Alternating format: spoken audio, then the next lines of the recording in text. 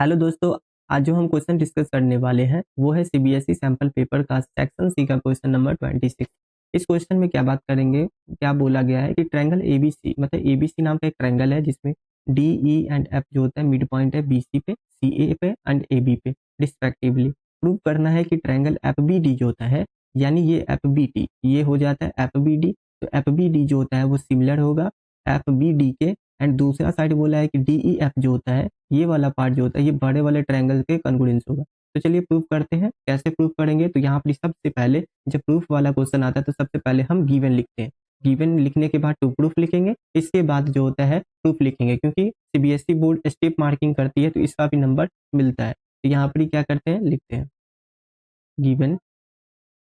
यहाँ लिखेंगे कि इन ट्रायंगल ए बी सी जिसमें क्या है D E and F are the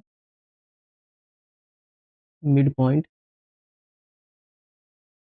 of side B C C A and A B, ये चीज दिया हुआ है। ठीक है, इसके बाद क्या करते हैं तो प्रूफ करते हैं। तो यहाँ लिखेंगे टू प्रूफ। तो टू प्रूफ में क्या लिखेंगे कि ट्रायंगल एफ बी डी जो होता है वो सिमिलर है ट्रायंगल डी ई एफ के। पहला पार्ट ये प्रूफ करेंगे, और दूसरा पार्ट जो होता है, जो सेकेंड पार्ट है, वो बोला है कि जो ट्रायंगल डी ई एफ जो होता है वो सिमिलर होगा ट्रायंगल ए बी सी के। तो दोनों पार्ट को प्रूव करेंगे। तो इसको प्रूव कैसे करना है, तो देखिए यहाँ पर ही कुछ 9th क्लास का जो होता है मिड, आप लोग जानते होंगे एक थ्योरम मिड पॉइंट थ्योरम, तो वो यहाँ पर अप्लाई होगा। तो यहाँ पर क्या होता है, अगर किसी भी ट्रायंगल के दो साइड पे अगर मिड पॉइंट दिया रहता है तो उससे जो ज्वाइन होने वाली लाइन होते हैं वो तीसरे साइड के पैरेलल होते हैं। अब हमें पैरेलल ही प्रूफ क्यों करना है, क्योंकि इसको कन्ग्रुएंस करने के लिए यहाँ पर ही हमें कुछ एंगल्स को बराबर करना पड़ेगा, ताकि हम उसके जो सिमिलैरिटी के जो रूल होते हैं जैसे a rule, triple a rule और एस रूल, उसको वो फुलफिल कर सके और हमारा ट्रायंगल कॉन्ग्रुएंस सॉरी सिमिलर हो सके। तो अब निकालते हैं। तो यहाँ पे लिखेंगे प्रूफ, क्योंकि we know that line segment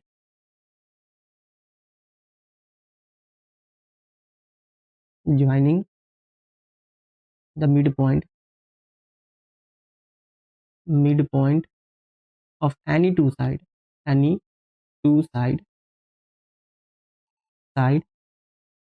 is parallel to the third side। इसका क्या मतलब होता है कि अगर कोई भी दो साइड जिसमें हम एक पर दो पर मिड पॉइंट ले लिए तो वो तीसरे साइड, यानी ये साइड तो यूज हो गया, ये सेकंड साइड हो गया, तो थर्ड साइड तो यही बच गया ना, तो ये तीसरे साइड के पैरेलल हो जाएगा। तो यहाँ ये स्टेटमेंट लिखना जरूरी है, क्योंकि पता तो चलना चाहिए कि यहाँ पर हम कैसे जो होता है उसको पैरेलल कर रहे हैं। तो यहाँ पर क्या होता है कि इससे अगर हम मान लेते हैं यहाँ पे कि हेयर कि एफ एंड डी जो होता है ना, F and E are the mid point on A B and A C. Then क्या होगा, देन इसका रिजल्ट ये होगा कि जो हमारा एफ ई जो है, एफ ई जो होता है वो पैरेलल हो जाएगा बी सी के। क्यों, अप्लाई हुआ है मिड पॉइंट थ्योरम से। ठीक है, हम इसको पैरेलल कर दिए, ये पैरेलल हो गया इसके। अब क्या करना है, तो अब इसको हम प्रूव करते हैं, क्योंकि देखिए यहाँ पे एफ ई जो होता है अगर पैरेलल है बी डी के, अगर एफ ई पैरेलल है बी सी के, तो ये हाफ का भी तो पैरेलल होगा। इसका मतलब ये भी यहाँ से आएगा कि जो एफ ई जो होता है ना पैरेलल है किसके, बी डी के। ठीक है, अब इस ट्रायंगल को, दोनों ट्रायंगल को कॉन्ग्रुएंस करते हैं तो कैसे होगा। यहाँ पर आप दोनों ट्रायंगल को कॉन्ग्रुएंस करते हैं तो ट्रायंगल लिख देते हैं। नाउ इन ट्रायंगल, ट्रायंगल का नाम क्या है, तो एक है F B D, F B F B F B D, and जो होता है दूसरा है ट्रायंगल डी ई एफ। चलिए लिखते हैं। यहाँ पर देखिए ये दोनों साइड है, यानी ये एफ ई और ये बी सी दोनों आपस में पैरेलल है। तो जब पैरेलल होगा तो ये दो पैरेलल लाइन के बीच का ये ट्रांसवर्सल होगा। अब ट्रांसवर्सल होगा तो अब यहाँ से क्या लिख सकते हैं कि ये एंगल इस एंगल के इक्वल होगा। ये पैरेलल है तो ये एंगल इस एंगल के इक्वल होगा। क्यों? क्योंकि ये अल्टरनेट इंटीरियर एंगल है। और ये एंगल जो होता है इस एंगल के इक्वल होगा। क्यों? क्योंकि ये भी अल्टरनेट इंटीरियर एंगल है। तो यहाँ से दो चीज हमें मिल जाता है, तो मिल जाएगा तो यहाँ से ये कन्वर्जेंस हो जाएगा। लिख सकते हैं कि जो angle E F D E F D जो होता है वो इक्वल होगा ये बी डी एफ के, बी बी डी एफ के। क्यों? क्योंकि ये अल्टरनेट इंटीरियर एंगल। ये भी लिख देंगे क्योंकि यहाँ पर जो होता है ये एफ ई जो होता है ना वो पैरेलल है किसके, तो बी डी के, इसलिए ऐसा किए क्योंकि पिछले में प्रूफ किए थे ये पैरेलल हो गया तो अल्टरनेट इंटीरियर एंगल लगा दिए।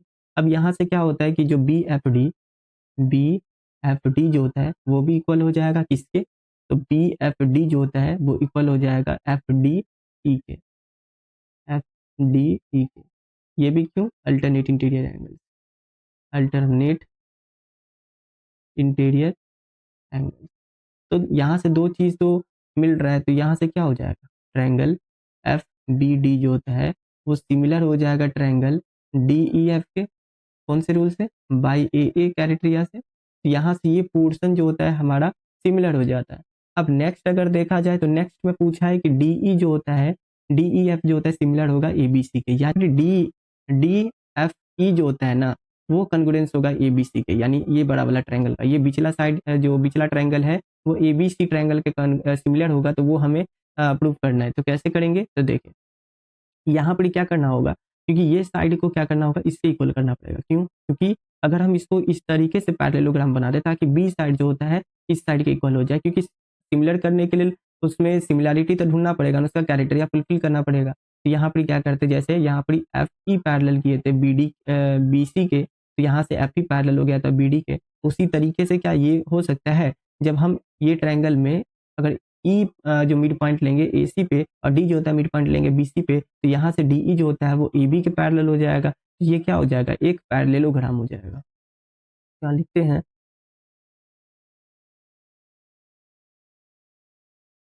सिंस क्या दिया हुआ है ई एंड जो डी है इज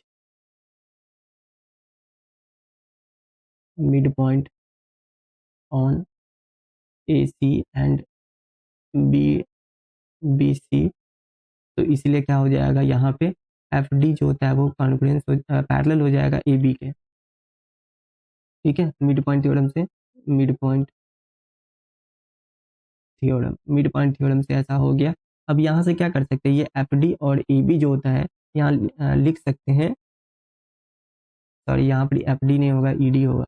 ई डी जो होता है वो पैरेलल हो जाएगा ए बी के, तो यहाँ से लिख सकते हैं ई डी जो होता है पैरेलल टू एफ बी, क्योंकि अगर ये पूरे का पैरेलल है, इतना का पैरेलल है, तो ये इतना का भी पैरेलल होगा। मतलब ये अगर पूरे का पैरेलल है तो ये इतना का भी पैरेलल होगा। तो यहाँ से लिख सकते हैं कि जो एफ बी जो होता है वो पैरेलल टू ई डी है।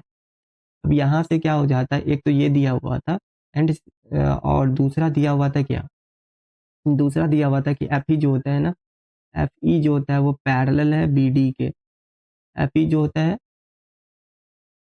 एफ ई जो होता है वो पैरेलल तो बी डी के, तो यहाँ से एफ ई पैरेलल हो जाता है बी डी के। तो इसका मतलब इसको हम कंसीडर कर सकते हैं कि जो एफ ई डी बी जो होता है ना, ये जो पैरेललोग्राम, ये पैरेललोग्राम हो जाएगा। अगर ये पैरेललोग्राम हो गया इसका मतलब क्या होता है कि जो एंगल एफ ई डी जो होता है, यानी ये अपोजिट साइड मतलब अपोजिट एंगल हो गया। एफ ई डी जो होता है वो ई एफ बी डी के इक्वल होगा, क्योंकि ये अपोजिट एंगल पे पैरेललोग्राम है। तो यहाँ से लिख सकते हैं कि एफ ई डी जो होता है वो equal to angle F B D के।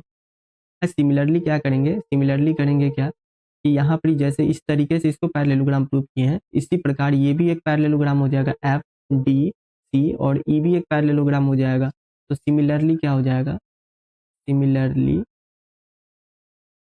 एफ डी सी ई जो होता है be a parallelogram.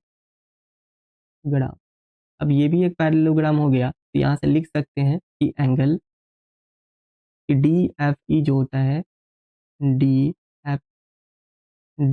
F E जो होता है वो इक्वल होगा किसके, तो एंगल सी के।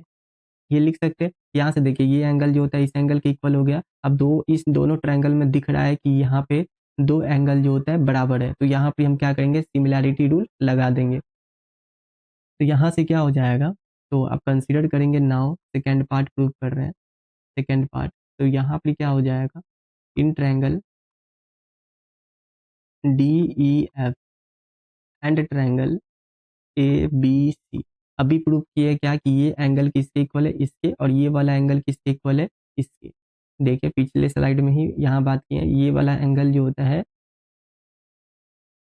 ये वाला पोर्शन किसके इक्वल है, और यहाँ से दूसरा वाला जो होता है ये, दोनों को पैरेललोग्राम प्रूव करने के बाद यहाँ से निकाल दिए, तो ये दोनों, ये एंगल इसके इक्वल है और ये एंगल इसके इक्वल है। तो अब इसको प्रूव करते हैं। तो यहाँ से क्या लिखेंगे कि जो एंगल सी है वो किसके इक्वल है, तो डी एफ ई के, एंगल डी एफ ई के इक्वल है। एंड जो एंगल एफ ई डी जो होता है, एंगल एफ ई डी जो होता है वो इक्वल है एंगल बी के। तो यहाँ से क्या हो जाएगा, ट्रायंगल डी ई एफ जो होता है सिमिलर हो जाएगा ट्रायंगल ए बी सी के bye A criteria.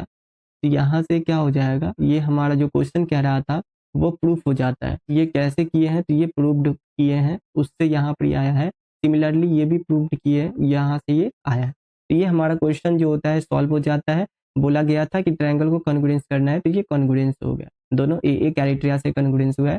Thank you.